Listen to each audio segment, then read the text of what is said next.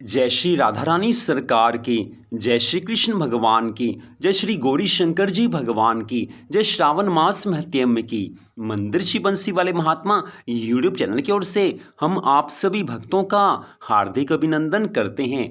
आज हम आपको श्रावण मास महत्म के 9वें अध्याय की परम सुंदर कथा को सुनाने जा रहे हैं। श्रावण मास का पावन समय चल रहा है और इस श्रावण मास में भगवान शिव शंकर जी की भक्ति करने का अनंत गुना पुण्य फल प्राप्त होता है। श्री शिव महापुराण में स्पष्ट बताया गया है कि श्रावण मास में जो मनुष्य श्रद्धा भावना से नियम पूर्वक प्रातः स्नान के नियम का पालन करता है, भगवान के मंदिर में जाकर शिवलिंग पर जल चढ़ाता है, भगवान की कथा को पढ़ता या सुनता है, उसे भगवान सभी तरह के सुख संपत्ति आनंद प्रदान करते हैं, उसकी सभी मनोकामनाएं पूर्ण हो जाती हैं। तो श्रावण मास महत्म की कथाओं को सुनना बहुत ज़्यादा शुभ माना जाता है। तो श्रावण मास महत्म के 9वें अध्याय की कथा इस प्रकार है। भगवान शिव शंकर जी महाराज सनत कुमार जी से आगे की कथा का वर्णन करते हुए कहने लगे हैं कि हे सनत कुमार जी, अब शुक्रवार की कथा को कहूंगा जिसे श्रद्धा से सुनकर प्राणी समस्त विपत्तियों से छूट जाता है। पांडव वंश में उत्पन्न एक सुशील नाम वाला राजा था। उसने बहुत प्रयत्न किए लेकिन उसको पुत्र प्राप्त नहीं हुआ। उसकी सुकेशी नाम की पत्नी सर्वगुणों से युक्त थी। जब पुत्र प्राप्त नहीं हुआ तो वह बहुत चिंताग्रस्त हुई है। वह स्त्री के स्वभाव के कारण प्रत्येक महीने में कपड़े के टुकड़े को अपने उदर में बांधकर पेट वृद्धि करती थी। इस तरह साहस के कारण स्वप्रसूति के अनुसार सुकेशी गर्भिणी को खोजती रही। प्रारब्ध से पुरोहित की पत्नी को उसने देखा। उस समय वह गर्भ धारण किए हुए थी। कपटी राजा की पत्नी ने प्रसव समय में दाई के कार्य करने वाली अन्य किसी स्त्री को इस काम के लिए नियुक्त किया। उस सूतिका को एकांत में बहुत धन दिया है तथा अपने गर्भ के अनुकरण की सारी बातें कह सुनाई। राजा ने इधर अपनी पत्नी रानी को गर्भवती जानकर पुंसवन तथा सीमंतोन्नयन बड़े प्रसन्न मन से किया है। पुरोहित की पत्नी का प्रसव का समय समीप आया। यह सुन उसी तरह रानी ने भी वचन रूपी कार्य किया है। पुरोहित की स्त्री तो गर्भवती थी, प्रसूति की बात जानती नहीं थी, अतः दाई की वाणी का पालन करती थी। पुरोहित की स्त्री के वंचना करने के लिए दाई ने उसके नेत्र बांध दिए। उत्पन्न हुए पुत्र को किसी के द्वारा राजमहिषी के समीप भिजवाया है। इस प्रकार राजमहिषी के समीप पुत्र का जाना कोई नहीं जान सका। रानी ने पुत्र ग्रहण करके कहा कि मुझे लड़का हुआ है और सब जगह ये झूठी खबर भेज दी है। इधर दाई ने पुरोहित पत्नी के नेत्र बंद नहीं खोले। वह अपने साथ मांस की एक पिंडी लाई थी। पुरोहित पत्नी को उसी को दिखाया तथा विस्मय और खेद युक्त वाणी को भी प्रसूति का आप ही कहने लगी कि यह अनिष्ट हुआ है। पति देव से कहकर इसकी शांति करवाना। पुत्र नहीं हुआ तो न सही, परंतु आप भाग्य से जीती रहो। पुरोहित पत्नी को प्रसव स्पर्श चिंता हुई। क्या इसने कपट किया? उसको मन में संशय हुआ है कि इसने अवश्य ही कुछ न कुछ कपट किया है। वह बहुत चिंताग्रस्त हो गई। इतनी कथा सुनाकर भगवान शिव शंकर जी महाराज सनत कुमार जी से कहने लगे हैं कि राजा ने पुत्र की उत्पत्ति सुनी तो जात कर्म संस्कार आदि करके ब्राह्मणों को गज, अश्व, रथ आदि का दान दिया। जो कैदी बंधे जेल खाने में थे उन्हें प्रसन्नता पूर्वक छोड़कर सूतकांत में नामकरण आदि संस्कार किए। राजा ने उसका प्रिय व्रत यह नाम रखा है। श्रावण मास आ जाने पर पुरोहित पत्नी ने शुक्रवार के दिन भक्ति द्वारा जीवंतिका का अर्चन किया है। दीवाल में बहुत लड़कों के सहित जीवंतिका मूर्ति लिखवाकर पुष्पमाला से अर्चन कर 5 दीपक जलाए हैं। गेहूं के पिसान के दीपक बनाकर उनमें दीपक जलाती तथा आप भी गेहूं के पिसान के दीपक को घृत में पकाकर भोजन किया है। अक्षत फेंक कर कहा है कि जहां भी मेरा पुत्र हो, हे करुणा निधे, हे जीवंती, उसे रक्षित रखना। ऐसी प्रार्थना कर कथा श्रवण कर यथाविधि नमस्कार किया है। जीविंतिका के प्रसाद से वह बालक दीर्घायु हुआ है। उस रोज से जीविंतिका देवी उस पुत्र की मातृ गौरव से रात दिन रक्षा करने लगी। यूं कुछ काल बीतने पर राजा की मृत्यु हो गई। पितृभक्त पुत्र ने पिता की पारलौकिक क्रिया की है। फिर मंत्री पुरोहितों ने प्रियव्रत को राज सिंहासन पर बैठा दिया। उसने प्रजा की रक्षा तथा कुछ काल तक राज्य का भार वृद्ध मंत्रियों को दे पितृ ऋण से मुक्ति प्राप्त करने के लिए भक्ति द्वारा गया जी जाने की इच्छा की है। उसने राजकीय वेश छोड़कर कार्पटिक वेश बनाकर यात्रा की। रास्ते में किसी गृहस्थी के घर में निवास किया है। उसी रोज उसकी पत्नी को पुत्र हुआ।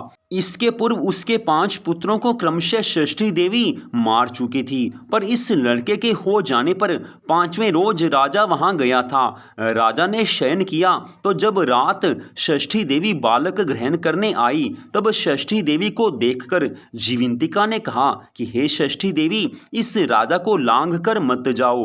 यो जीविंतिका के मना करने पर जैसे षष्ठी देवी आई वैसे ही खाली वापिस चले गई। उसने 5वें रोज पुत्र को जीवित देखकर और राजा से प्रार्थना की है कि हे राजन, आज के रोज मेरे घर पर आप ठहरे, क्योंकि हे प्रभु, आपकी दया से यह मेरा छठा पुत्र जीवित है। गृहस्थी की ऐसी प्रार्थना सुनकर प्रियव्रत ने वहां निवास किया।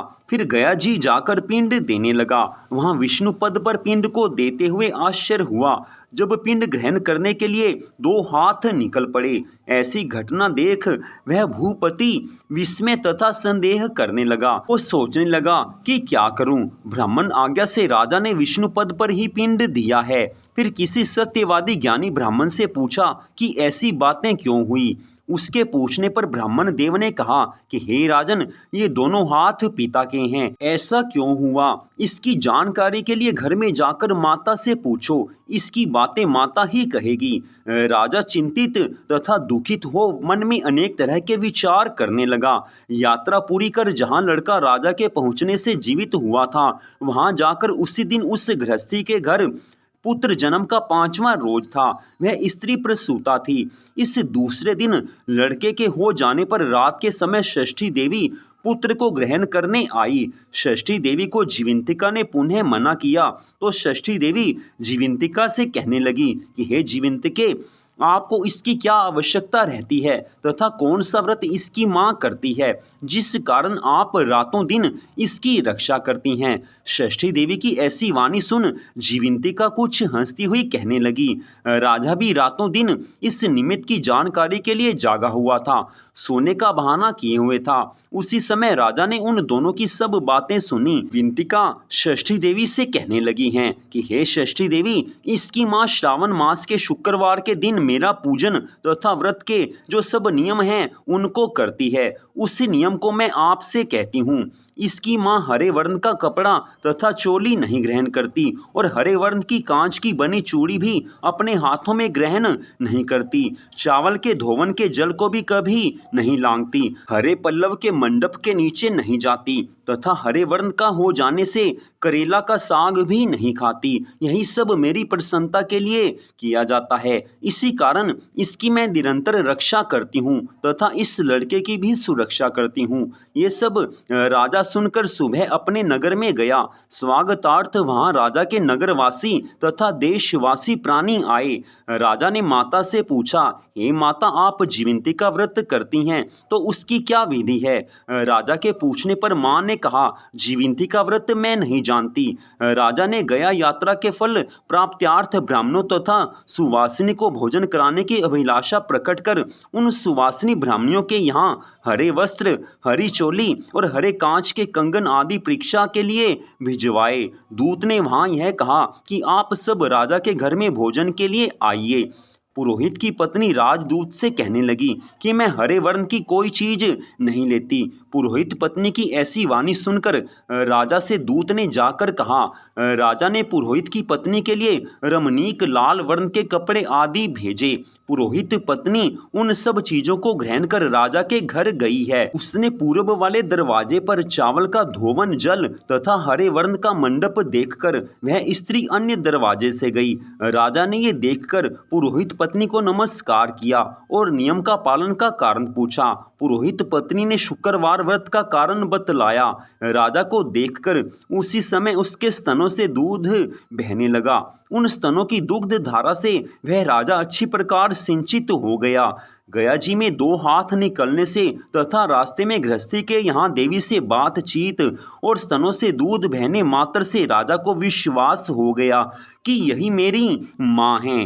राजा ने गृह में रक्षा करने वाली माँ के समीप जाकर बड़े विनय से पूछा है कि हे माता, भय मत करो, मेरे जन्म समय की सब बात सच सच बताओ। राजा के जन्म के समय की बात सुकेशिनी ने सच सच बता दी। राजा ने इससे प्रसन्न हो अपनी जन्म देने वाले माँ बाप को नमस्कार किया और संपत्ति देकर बढ़ाया। इससे दोनों बड़े आनंदित हुए हैं। एक दिन रात्रि में जीवंतिका से राजा ने प्रार्थना की कि हे जीवंतिका, मेरे जन्म देने वाले पिता हैं तो गया में 2 हाथ क्यों निकले। उसी समय स्वप्न में देवी ने संशय नाश कर देने वाली वाणी कही कि हे राजन, मैंने तुझे केवल विश्वास दिलाने के लिए ऐसी माया रची थी, इसमें संदेह मत करो।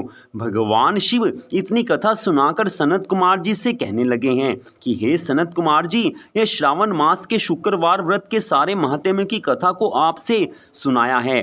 इस व्रत को करने मात्र से प्राणी अपनी सभी मनोकामनाओं को प्राप्त कर लेता है, उसकी सभी इच्छाएं पूरी हो जाती हैं।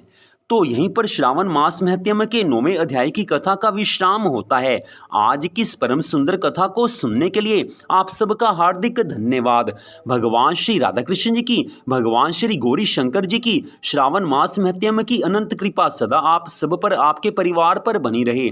इसी मंगल कामना के साथ जय श्री राधा रानी सरकार की, जय श्री कृष्ण भगवान की, जय श्री गौरी शंकर जी भगवान की, जय श्रावण मास महात्म्य की। ओम नमः शिवाय। जय जय श्री राधे, जय जय श्री राधे, जय जय श्री राधे श्याम।